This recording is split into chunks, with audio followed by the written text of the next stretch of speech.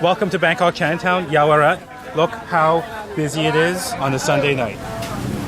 This is a restaurant called Fikeaw. They're known for seafood stir fries, but we're only here to watch one thing, Pad Phai Dang, which is an amazing stir fry technique, but it's not just for show.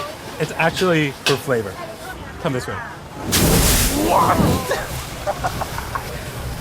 Okay, this fire explosion happens on a regular basis. Now, as I said, this place is known for their seafood. They're grilling lobsters, oysters. We could have spent all episode looking at all the other dishes that they do, but this stir fry technique is ridiculous. Fire, flame, and then smoke everywhere. But while that happens, this is the setup. You come to a lot of these stir fry restaurants in Chinatowns, you look at your ingredients, and you look at what's fresh and you decide what you want to eat. I think a lot of the lobster is for show. They're big, they're impressive, they're fun to take pictures of, but the real technique is down to the stir fry. The stir fry is typically applied to water spinach. Nice, tender leaves, thick, chewy stems, and they're hollow in the middle. And like a bucatini, like a penne, because it's hollow in the middle, it's going to catch a lot of that delicious sauce.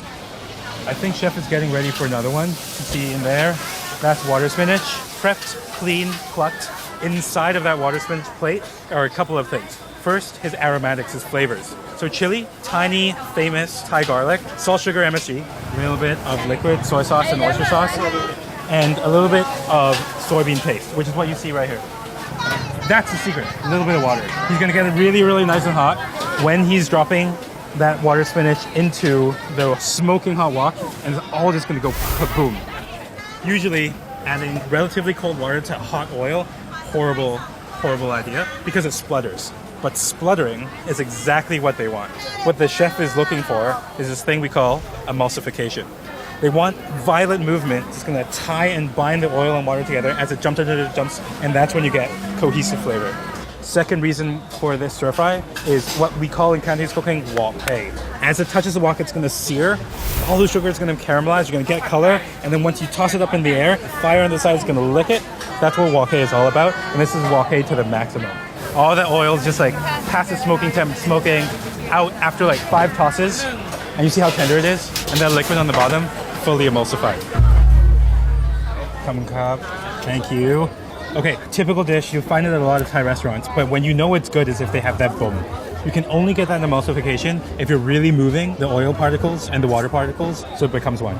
And this should be delicious enough.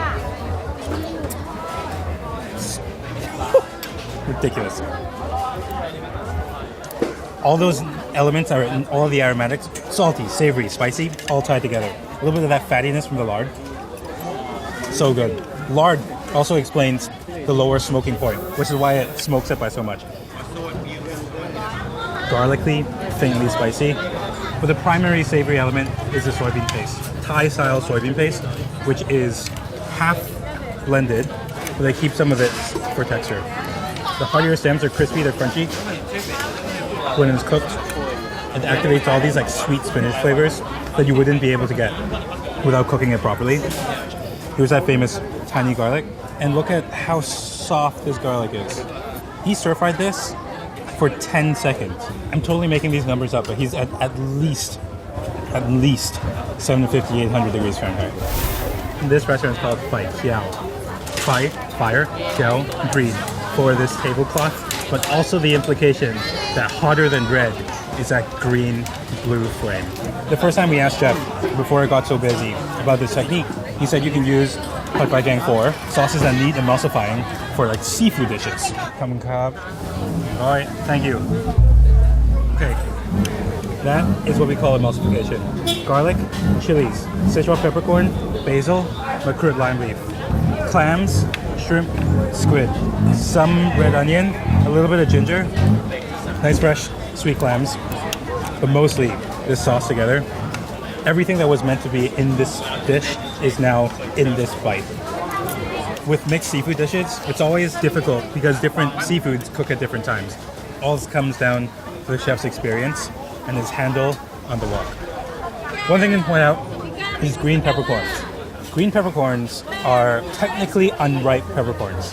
This was here before the chili pepper, and this was therefore the main agent through which we got that numbing, tingling spice feeling in their mouth. It's not technically a taste, right? It's a feeling. The taste itself is fruity, but these peppercorns are really hard to come by outside of regions that grow them. They go bad very, very quick. You'll often see them in other places like the US in an Asian supermarket, pickled or brined, but when you have them fresh, they really contribute to the sauce. They're so tender. They're spicy, but they're not too spicy. And they have a burst of fruitiness. Really special. One of those special dishes that just you can only get when you're in a place like here, like Chinatown in Bangkok. That explosion, it's for show. I mean, they named this restaurant after that flame technique, but it's also there for flavor. That's what I love about so much of street eats. It's as much of a spectacle as it can be, but usually 90% of the time is good reason for it. And it produces delicious results that you can see all over Thai cooking in the restaurants all over Bangkok, Chinatown.